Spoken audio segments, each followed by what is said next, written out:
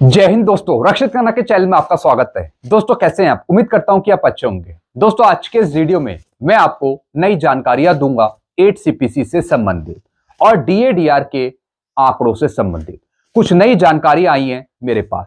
सबसे पहली जानकारी मैं आपको दूंगा असम 8th पे कमीशन अनाउंसमेंट। जी हां दोस्तों, पहली राज्य की सरकार है असम गवर्नमेंट जिन्होंने अपने पेंशनर्स के लिए या फिर कर्मचारियों के लिए 8 सीपीसी के गठन की मंजूरी दे दी।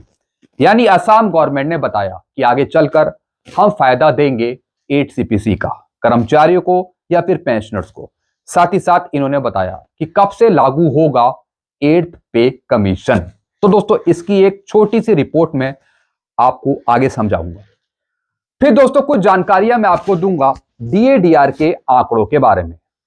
Year of year inflation trend November 2024 से लेके नवंबर 2025 तक किस तरीके से डीएडीआर की ग्रोथ हो रही है, किस तरीके से आंकड़े आ रहे हैं, किस तरीके से इन्फ्लेशन बढ़ रहा है या फिर कम हो रहा है, एक छोटी सी रिपोर्ट मैं आपको आगे समझाऊंगा। फिर दोस्तों एक और मैं आपको जानकारी दूंगा डीए ग्रोथ अक्रॉस लास्ट 3 पे कमीशन एक कंपैरेटिव जर्नी। जी हां दोस्तों मैं आपको 3 पे कमीशंस की रिपोर्ट समझाऊंगा। किस चीज की? डीएडीआर के ग्रोथ की, यानी पिछले 3 पे कमीशन में किस तरीके से आपका डीएडीआर ग्रोथ करा है, किस तरीके से बढ़ा या फिर कम हुआ। क्योंकि दोस्तों डीएडीआर की ग्रोथ के हिसाब से ही हमारा फिटमेंट फैक्टर तय होगा। तो छोटा सा एक एग्जांपल मैं आपको समझाऊंगा, छोटी सी कंपैरेटिव स्टेटमेंट में आपको समझाऊंगा 3 पे कमीशन की।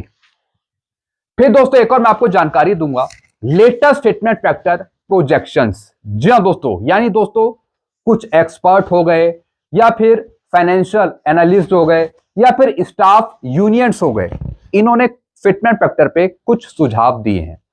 अब इनके अनुसार कितना फिटमेंट फैक्टर होगा और 8 सीपीसी की कितनी मिनिमम पे होगी, अब इनका सुझाव मैं आपको समझाऊंगा 8 सीपीसी के फिटमेंट फैक्टर के बारे में या फिर मिनिमम पे के बारे में। तो इनकी रिपोर्ट भी मैं आपको समझाऊंगा।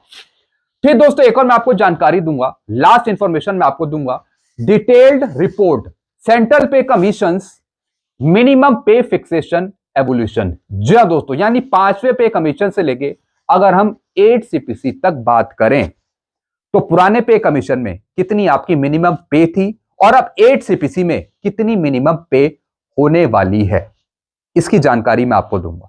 साथ ही साथ 8 सीपीसी का फिटमेंट फैक्टर भी मैं आपको बताऊंगा मिनिमम पे के हिसाब से कि पुराने पे कमीशन के हिसाब से अब 8 सीपीसी में कितना फिटमेंट फैक्टर होगा अनुमानित। इस रिपोर्ट को भी मैं आपको आगे समझाऊंगा।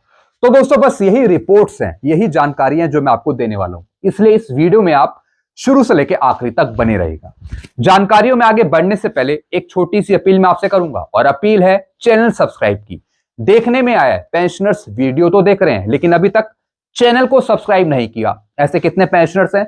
सिर्फ 34%। तो मैं आपसे अपील करता हूं जितने पेंशनर्स ने अभी तक चैनल को सब्सक्राइब नहीं किया वो पेंशनर्स फटाफट सबसे पहले चैनल को सब्सक्राइब कर लीजिए ताकि आपको बेहतरीन जानकारियां, सटीक जानकारियां, नई जानकारियां, एडवांस जानकारियां और आगे आने वाले वीडियो के नोटिफिकेशन भी आपको तुरंत मिल जाए। चैनल सब्सक्राइब करने के या फिर वीडियो देखने के आपको एक भी पैसे नहीं देने, सब कुछ आपके लिए फ्री में है। तो फटाफट सबसे पहले आप क्या करेंगे? चैनल को सब्सक्राइब। चैनल का नाम है रक्षित खन्ना। चलते हैं दोस्तों जानकारियों में आगे बढ़ते हैं। सबसे पहली जानकारी मैं आपको देने वाला हूं असम 8th पे कमीशन अनाउंसमेंट की समरी। जी हां दोस्तों, पूरे भारतवर्ष में पहली राज्य की सरकार है असम गवर्नमेंट जिन्होंने 8 सीपीसी के गठन की मंजूरी दे दी, 8 सीपीसी के अनाउंसमेंट की घोषणा कर दी। The announcement first state in India to constitute pay commission. पहला स्टेट, पहली राज्य की सरकार जिन्होंने 8 सीपीसी की अनाउंसमेंट करी है देने की। Announcement by CM doctor Himanta Biswa Sharma, जो वहां के सीएम है, उन्होंने इसकी घोषणा करी है। अब गोल क्या है? क्या गोल है इनका राज्य की सरकार का? रिवाइज सैलरी, कर्मचारियों की सैलरी रिवाइज होगी, अलाउंस भत्ते बढ़े हुए मिलेंगे और पेंशन रिवाइज होगी, यानी सैलरी, अलाउंसेस और पेंशन, इन 3 चीजों पर काम करेगी Assam government. Leadership and mandate, अब दोस्तों किसकी अगुवाई में यह काम होगा? चेयरमैन है श्री सुभाष दास, फॉर्मर एडिशनल चीफ सेक्रेटरी, यानी जो असम गवर्नमेंट है वो 8 सीपीसी का फायदा आगे चलकर देगी अपने पेंशनर्स और कर्मचारियों को, लेकिन 8 सीपीसी का जो पूरा काम है वो किसके नेतृत्व में होगा? वो होगा दोस्तों श्री सुभाष चंद्र दास जी के। ये मैं असम गवर्नमेंट की बात कर रहा हूं, असम गवर्नमेंट की, केंद्र सरकार की बात नहीं कर रहा हूं। अब टर्म्स क्या है इसके? Examine existing structure. अब किन चीजों पर काम करेगा? एग्जामिन एग्जिस्टिंग स्ट्रक्चर, जो पे स्ट्रक्चर है, सैलरी स्ट्रक्चर है, उस पर काम किया जाएगा। रिकमेंड रिवीजन, सैलरी रिवाइज करना, पेंशन रिवाइज करना, अलाउंसेस भत्ते, इन चीजों पर काम होगा, ये चीजें रिवाइज होंगी। Review benefits, considered service principle, यानी जितनी भी चीजें हैं वो सब चीजें यहां पे रिवाइज करी जाएंगी। पे स्ट्रक्चर, सैलरी स्ट्रक्चर, या फिर अलाउंसेस, भत्ते, कुछ और चीजें हैं वो भी देखी जाएंगी, उनके रूल समझे जाएंगे। फिर दोस्तों यहां पर 8 सीपीसी दिया जाएगा आगे। टाइमलाइन एंड इंप्लीमेंटेशन, अब कब लागू होगा, कब इंप्लीमेंट किया जाएगा, टाइमलाइन क्या है, स्ट्रक्चर क्या है उसका। इफेक्टिव डेट है 1 जनवरी 2026। अब दोस्तों जो केंद्र सरकार अपने पेंशनर्स और कर्मचारियों को 8 सीपीसी का फायदा देगी वो डेट इफेक्टिव है 1 जनवरी 2026। जो राज्य की सरकार है वो अपने पेंशनर्स और कर्मचारियों को फायदा देगी 8 सीपीसी का, वही सेम डेट 1 जनवरी 2026। डेट में कोई तब्दीली नहीं है, राज्य की सरकार भी वही डेट रखेगी जो केंद्र सरकार अपने पेंशनर्स कर्मचारियों की रखी, लेकिन सबसे पहले जो केंद्र की सरकार है वो 8 सीपीसी को लागू करेगी। जी हां दोस्तों, सबसे पहले वेतन आयोग अपनी रिपोर्ट देगा सरकार को। तो दोस्तों यहां पे 1 जनवरी 2026 से फायदा मिलने वाला है। रिपोर्ट डेडलाइन वही 18 महीने का समय है यहां पर। एक्सपेक्टेड पे आउट लेट 2026 के एंड तक मिल सकता है और अर्ली 2027 के शुरुआती दौर में, 2027 के शुरू में, विद एरियर, पूरे एरियर के साथ दिया जाएगा बढ़ी हुई पेंशन या फिर सैलरी। फिर दोस्तों सिग्निफिकेंस, अब दोस्तों यहां पे क्यों महत्वपूर्ण है, इसका महत्वपूर्ण क्यों है, महत्व क्यों है इसका? प्रोएक्टिव गवर्नेंस, सबसे पहले राज्य की सरकार ने घोषणा करी है, बाकी राज्यों की सरकार से राज्य की सरकार का अपना अलग महत्व है अपने पेंशनर्स के लिए और कर्मचारियों के लिए। Significant step for employ welfare, जो राज्य की सरकार है वो अपने कर्मचारियों का, पेंशनर्स का हित चाहती है, वेलफेयर चाहती है। Sets president for other state, जी हां दोस्तों, बाकी दूसरे राज्यों की तुलना में ये पहली राज्य की सरकार है जिन्होंने 8 सीपीसी के गठन की मंजूरी दी है, उसका अनाउंसमेंट किया है। तो एक तरीके का प्लान सेट करा है इन्होंने। फिर दोस्तों स्टेक होल्डर रिएक्शन, अब दोस्तों स्टेक होल्डर्स का उनका क्या रिएक्शन है, क्योंकि उनकी भी राय चाहिए यहां पे असम गवर्नमेंट को, राज्य की सरकार को। वेलकम बाय यूनियंस, जो यूनियंस हैं, कर्मचारी संघ है, जो उनकी डिमांड्स हैं वो भी इंक्लूड करी है असम गवर्नमेंट ने। की डिमांड्स क्या है, कौन कौन सी डिमांड है? पैरिटी विद सेंट्रल गवर्नमेंट, केंद्र सरकार के समक्ष या फिर उनकी समानता के आधार पे यहां पे असम गवर्नमेंट काम करे, एक तरीके की पैरिटी रखे, कहीं ना कहीं कुछ चीजें समान हो। रेट्रोस्पेक्टिव इंप्लीमेंटेशन, रिमूव एनोमली, जी हां दोस्तों, जो प्रॉब्लम्स हैं पे, पेंशन, सैलरी में, उनको दूर करके सही तरीके से इंप्लीमेंट करना 8 सीपीसी को। तो दोस्तों ये कुछ की समरी है, कुछ स्ट्रक्चर है कि किस तरीके से असम की गवर्नमेंट, राज्य की सरकार काम करेगी 8 सीपीसी से संबंधित। तो दोस्तों हम भी यही चाहते हैं कि जिस तरीके से राज्य की सरकार सबसे पहले पहल करती है, तो इसी तरीके से केंद्र सरकार भी कुछ ना कुछ जल्दी करे, कुछ ना कुछ घोषणाएं करे, हम भी यही चाहते हैं। तो दोस्तों पहली रिपोर्ट थी असम गवर्नमेंट की जो मैंने आपको समझाई। फिर दोस्तों दूसरी रिपोर्ट है CPI-IW समरी नवंबर 2025। जैसा आपको पता है DADR का जो आंकड़ा है उस पर ही फिटमेंट फैक्टर डिपेंड करता है। डीएडीआर का जो भी आंकड़ा है उस पर ही हमारा फिटमेंट फैक्टर डिपेंड करेगा। अब दोस्तों यहां पे देखिए, एक छोटी सी रिपोर्ट है, डेटा बेसिस 317 मार्केट से डेटा उठाया गया है इन्फ्लेशन का, महंगाई का, और 88 सेंटर है, केंद्र 88 सेंटर है। तो दोस्तों 317 मार्केट हो गई और 88 सेंटर हो गए जिससे ये डेटा कलेक्ट करा गया है। अब दोस्तों यहां पे देखिए, सीपीआई आईडब्ल्यू इंडेक्स जो आंकड़ा है, इन्फ्लेशन है 148.2, नवंबर 2025 का जो आंकड़ा था एआई सेपेन का, वो कितना था? 148.2। लेकिन दोस्तों अगर आप year of year inflation trend की बात करें, नवंबर 2024 से लेके और नवंबर 2025 तक, पहले दोस्तों ये था नवंबर 2024 में 3.88, फिर धीरे धीरे आप देख रहे हैं कि ये लाइन नीचे जा रही है, ये एलॉगरिथम नीचे जा रहा है, फ्लोट चार्ट नीचे जा रहा है, ये आंकड़ा नीचे गिर रहा है। ये आंकड़ा इतना नीचे गिर गया कि दोस्तों ये पहुंच गया नवंबर 2025 तक 2.56%, और जहां पहले ये था 3.88%। यानी इन्फ्लेशन जो ट्रेंड है उसमें कमी आ रही है। धीरे धीरे ये दोस्तों ये आंकड़ा कम हो रहा है यहां पे। इस वजह से आपका डीएडीआर जो सेट हो रहा है जनवरी 2026 से, वो सिर्फ 60% हो रहा है। आप ये ग्राफ खुद ही देख रहे हैं, 3.88% था नवंबर 2024 में। ये आंकड़ा गिरते गिरते बीच में थोड़ा सा उठा, लेकिन फिर गिर गया, फिर ये कम हो गया, अब ये पहुंच गया 2.56 पे। यानी इन्फ्लेशन का जो ट्रेंड है वो लगातार गिर रहा है। महंगाई अगर आप देखें बाहर, महंगाई अगर आप देखें वो भी कहीं ना कहीं बढ़ी है, भले कुछ चीजें सस्ती हो गई हो, लेकिन है महंगाई। हम ऐसा नहीं बोल सकते कि महंगाई खत्म हो गई है, बिल्कुल नहीं। महंगाई के हिसाब से कहीं ना कहीं इन्फ्लेशन रेट दिखा है।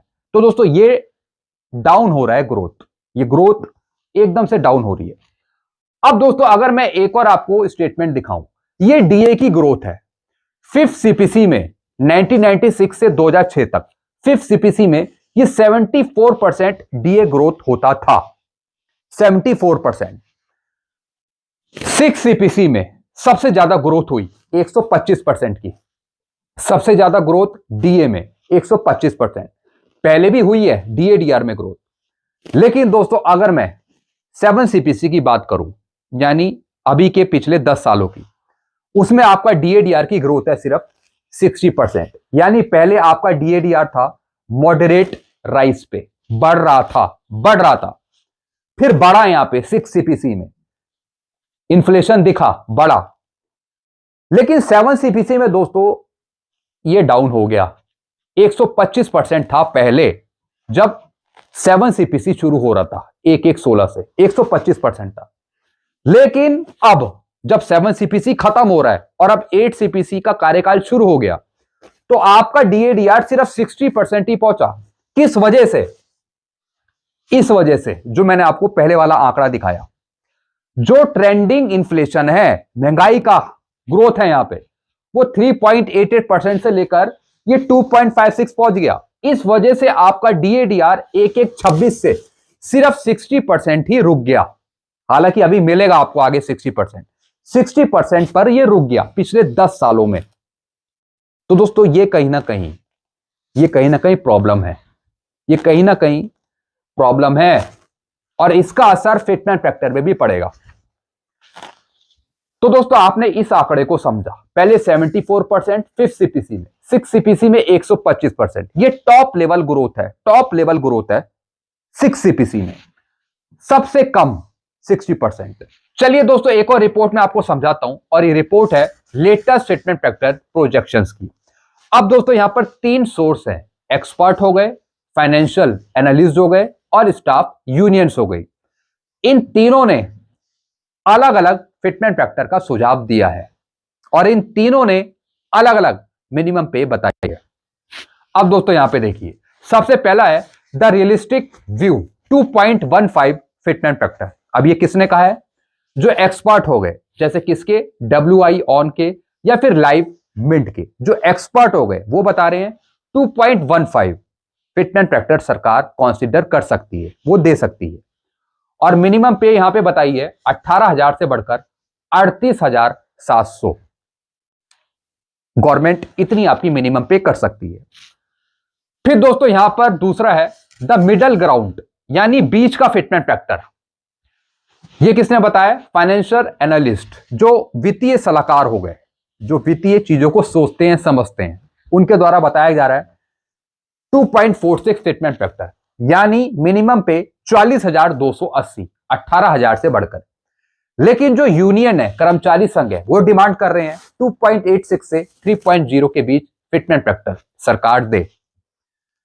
और मिनिमम पे यहां पे बताई है 51,000 रुपए। जो यूनियंस डिमांड कर रही हैं वो महंगाई को देखते हुए डिमांड कर रही हैं कि 7 सीपीसी में 2.57 दिया गया था, तो 8 सीपीसी में फिटमेंट फैक्टर 2.86 से 3.0 के बीच मिले। और दोस्तों जो यहां पर एक्सपर्ट हो गए या फिर जो फाइनेंशियल एनालिस्ट हो गए, वो अपने दिमाग पर जोर डालकर फिटमेंट फैक्टर निकाल रहे हैं 2.15 या फिर 2.46। दोस्तों फिटमेंट फैक्टर अगर ज्यादा दिया जाए तो दोस्तों इसमें आपका ही भला है, आपकी पेंशन ज्यादा बढ़ेगी, आपकी सैलरी ज्यादा बढ़ेगी। तो फिटमेंट फैक्टर यहां पे ज्यादा की डिमांड रखी जाए, भले ही सरकार उसे 2.15 करे, 2.46 करे या फिर 1.92 करे, वो सरकार पर है, वेतन आयोग पर है। लेकिन हमेशा डिमांड हायर साइड की होनी चाहिए। हायर साइड की डिमांड देने में आप कुछ भी दे सकते हैं, देने में तो आप कुछ भी दे सकते हैं। डिमांड तो हम 3.0 की भी कर रहे हैं, हम 3.86 की भी डिमांड कर रहे हैं। शिव गोपाल मिश्रा जी कह रहे हैं कि 2.86 दिया जाए। 7 सीपीसी में भी 3 से ऊपर की डिमांड करी थी शिव गोपाल मिश्रा जी ने। 26,000 मिनिमम पे की बात करी थी, लेकिन सरकार ने कितना दिया? 2.57, 18,000 मिनिमम पे। तो डिमांड तो हमेशा हायर की रखनी चाहिए, भले ही गवर्नमेंट वेतन आयोग उसे कुछ भी कर दे। तो इसलिए दोस्तों डिमांड ये वाली कहीं ना कहीं मुझे सही लगती है कि हाईएस्ट की डिमांड करो, हाईएस्ट मांगो सरकार से, भले ही सरकार कुछ भी दे। तो दोस्तों ये हाईएस्ट डिमांड मेरे को लगता है ये ठीक है, 2.86 से 3.0 के बीच। हालांकि दोस्तों अगर मैं भी आपको बताऊं फिटमेंट फैक्टर, तो दोस्तों मैं आपको बताऊंगा डीएडीआर के रेट के हिसाब से। जी हां दोस्तों, मैं हवा में बातें नहीं करूंगा, हवा में बात मैं कभी नहीं करता। डीएडीआर के ग्रोथ के हिसाब से आपका फिटमेंट फैक्टर है 1.92। अभी दोस्तों मैं आपको इस टेबल में समझाऊंगा। 1.92 आपका फिटमेंट फैक्टर बन रहा है 8 सीपीसी का, लेकिन डिमांड हम भी डिमांड कर रहे हैं हाईएस्ट की। सोच समझ के आंकड़ों के आधार पे आपका फिटमेंट फैक्टर बन रहा है 1.92, 2 से नीचे बढ़ रहा है, लेकिन हम डिमांड कर रहे हैं 2.86 की, 3.0 की। हम भी यूनियंस के साथ हैं, जो कर्मचारी संघ हैं उनके साथ हैं। चलिए दोस्तों लास्ट रिपोर्ट को भी समझ लेते हैं। यह रिपोर्ट है डिटेल रिपोर्ट सेंट्रल पे commission minimum pay fixation evolution, यानी दोस्तों यह रिपोर्ट है 5 सीपीसी की, 6 सीपीसी की और 7 सीपीसी की, यानी पुराने 3 पे कमीशन में किस तरीके से आपकी मिनिमम पे निकाली गई। और दोस्तों अब 8 सीपीसी में कितनी मिनिमम पे आपकी होने वाली है, कितना फिटमेंट फैक्टर होने वाला है अनुमानित पुराने पे कमीशन के आधार पे, ये इन्होंने बताया। सबसे पहला दोस्तों यहां पे पे कमीशन, 5th पे कमीशन 1/1/1996 से 4 सीपीसी की बेसिक पे थी 750 रुपए। जी हां दोस्तों, यानी दोस्तों अगर 5th सीपीसी की मिनिमम पे निकालनी है तो हमें 4 सीपीसी की मिनिमम पे पता होनी चाहिए। अगर हमें 6 सीपीसी की मिनिमम पे निकालनी है तो हमें 5th सीपीसी की मिनिमम पे पता होनी चाहिए। अगर हमें 7 सीपीसी की मिनिमम पे पता करनी है तो हमें पुराने पे कमीशन की 6 सीपीसी की मिनिमम पे पता होनी चाहिए। अगर हमें 8 सीपीसी की मिनिमम पे पता करनी है तो हमें 7 सीपीसी की मिनिमम पे पता होनी चाहिए। यानी दोस्तों कोई भी नए पे कमीशन की अगर हमें नई पे बनानी है, मिनिमम पे बनानी है, तो हमें पुराने पे कमीशन की मिनिमम पे लेनी होगी। ये है फॉर्मूला। अब दोस्तों यहां पे देखिए, हमें 5th सीपीसी की मिनिमम पे बनानी है तो हमें 4th सीपीसी की मिनिमम पे चाहिए होगी, पता होनी चाहिए। अब 4 सीपीसी की मिनिमम पे थी 750 रुपए, और पहले डीएडीआर भी अच्छा खासा बढ़ता था। पहले कितना था? 148%। तो 750 का अगर आप 148% करेंगे तो ये आएगा 1110। अब दोस्तों आपकी पहले पे में इंटरिम रिलीफ भी ऐड किया जाता था, अंतरिम राहत भी ऐड करी जाती थी 100 रुपए की। डिफेंस में ये 50 रुपए थी, 75 रुपए थी, इस तरीके से ऐड होती थी। लेकिन सिविल में ऐड होता था 100 रुपए, 100 दो तरीके की। तो दोस्तों अगर आप इन सबका टोटल करेंगे और 23.7% निकालेंगे तो दोस्तों ये आएगा 490। और फिर दोस्तों इन सबको जोड़ देंगे तो मिनिमम पे आ जाएगी आपकी फिफ्थ सीपीसी की 2550 रुपए। और दोस्तों उसके हिसाब से यहाँ पे फिटमेंट फैक्टर बताया 3.4 गुणा। हालांकि दोस्तों ये इतना फिटमेंट फैक्टर है नहीं, इतना है नहीं है, लेकिन उसके हिसाब से बताया है कि 3.4 गुणा इतनी आपकी कहीं ना कहीं पे बढ़ी। फिर दोस्तों अगर मैं बात करूं 6 सीपीसी की, 6 सीपीसी में क्या हुआ, 5th सीपीसी की मिनिमम पे थी 2550। और दोस्तों 5th सीपीसी में क्या हुआ था, आपका मर्ज भी कर दिया गया था डीएडीआर 6 सीपीसी आते आते। अब दोस्तों यहां पे देखिए 5th सीपीसी की मिनिमम पे थी 2550। अब दोस्तों यहां पे डीएडीआर को मर्ज करा गया 50%, यह आया 1275 रुपए। तो दोस्तों यहां पर 1/1/2006 से डीए का 24% कितना हुआ, 918। फिर दोस्तों यहां पर इन तीनों का टोटल करा और फिर उसका 47.4% निकाला तो कितना आया, 2257। यानी सब कुछ जोड़ जाड़ के आपकी मिनिमम पे निकली छठे वेतन आयोग की 7000। और फिटमेंट फैक्टर यहां पे दिखाया 2.74 गुणा। इतना गुणा होके आपकी मिनिमम पे निकाली गई। फिर दोस्तों यहां पे 7 सीपीसी की बात करिए। 7 सीपीसी में किस तरीके से फिटमेंट फैक्टर निकाला गया, मिनिमम पे कितनी थी, 6 सीपीसी की मिनिमम पे थी 7000 और 1/1/16 से आपका डीएडीआर था 125%। 6 सीपीसी में सबसे बढ़िया डीएडीआर चलता था, सबसे हाईएस्ट 125%। यह आ गया 8750। दोनों का टोटल करेंगे और गवर्नमेंट ने जितना बढ़ाया 14.3% वो करेंगे तो ये आएगा 2250। सबका टोटल टाटल करेंगे तो दोस्तों आपकी मिनिमम पे आ जाएगी यहाँ पे 18000। और फिटमेंट फैक्टर था यहाँ पे 2.577 सीपीसी का। फिर दोस्तों अब इन्हीं के आधार पे अब 8 सीपीसी में यहाँ पे क्वेश्चन मार्क लगाया है कि आपका फिटमेंट फैक्टर कितना होगा, मिनिमम पे कितनी होगी। हालांकि दोस्तों इसको मैंने कैलकुलेट करके यहाँ पे लिख लिया है इन्हीं जानकारियों के आधार पे, इन्हीं आंकड़ों के आधार पे। अब 7 सीपीसी में आपकी मिनिमम पे है 18000 रुपए और डीएडीआर आपका एक्सपेक्टेड है। हालांकि मैंने तो कंफर्म कर दिया कि 60% ही आपको मिलेगा जनवरी 2026 से डीएडीआर। तो मैंने यहाँ पे 60% लिया तो यह आ गया 18000 का 60% 10800। दोनों का टोटल करेंगे और उसका अगर हम 20% करें कि गवर्नमेंट, अगर हम माने कि गवर्नमेंट 20% बढ़ाती है आपकी पे पेंशन, 20% बढ़ाती है, तो दोस्तों दोनों का टोटल करेंगे और उसका 20% निकालेंगे तो ये आएगा 5760। फिर इन सबका टोटल करेंगे तो आपकी मिनिमम पे बन जाएगी 8 सीपीसी की 34560। और दोस्तों फिर 34560 को अगर आप डिवाइड करेंगे 7 सीपीसी की मिनिमम पे से 18000 से तो आपका फिटमेंट फैक्टर बनेगा 1.92। तो दोस्तों जैसा मैंने आपको बताया कि आपका फिटमेंट फैक्टर 1.92 ही बन रहा है 8 सीपीसी का, 2 से कम बन रहा है।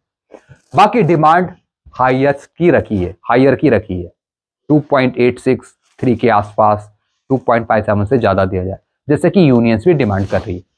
लेकिन दोस्तों आंकड़ों के हिसाब से, डीएडीआर के परसेंटेज के हिसाब से तो आपका फिटमेंट फैक्टर कम ही बन रहा है 8 सीपीसी का। और इसकी जानकारी मैं आपको बहुत पहले से ही देता आ रहा हूं। लेकिन कम तो बन रहा है लेकिन हम हाईएस्ट की डिमांड कर रहे हैं। क्या पता कुछ चमत्कार हो जाए, क्या पता सरकार के पास कोई देवी बैठ जाए या फिर कोई कुछ भी हो जाए, लेकिन हाईएस्ट की डिमांड रखो तो शायद हमें कुछ अच्छा मिल जाए, हम ऐसी उम्मीद कर सकते हैं। बाकी आंकड़ों के हिसाब से, जस्टिफिकेशन के आधार पे आपका फिटमेंट फैक्टर कम बन रहा है। This is a logical fact.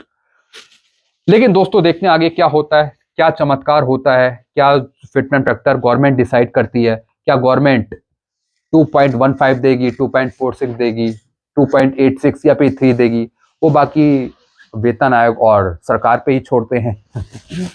तो दोस्तों ये कुछ जानकारियां थी जो मैंने आपको यहाँ पे दी हैं। बाकी आपके अपने विचार क्या हैं, आपके अपने सुझाव क्या हैं, आप कमेंट कर सकते हैं। ऐसी लेटेस्ट जानकारियां, नॉलेजेबल जानकारियां आपको मिलती रहेंगी। फिर भी कुछ पूछना हो तो आप कमेंट कर सकते हैं और अपने विचार कमेंट में रख सकते हैं। वीडियो को मैं खत्म करता हूँ। वीडियो आपको अच्छा लगता है वीडियो को लाइक कर सकते हैं, चैनल को सब्सक्राइब कर सकते हैं। चैनल का नाम है Rakshit Khanna. Thank you so much.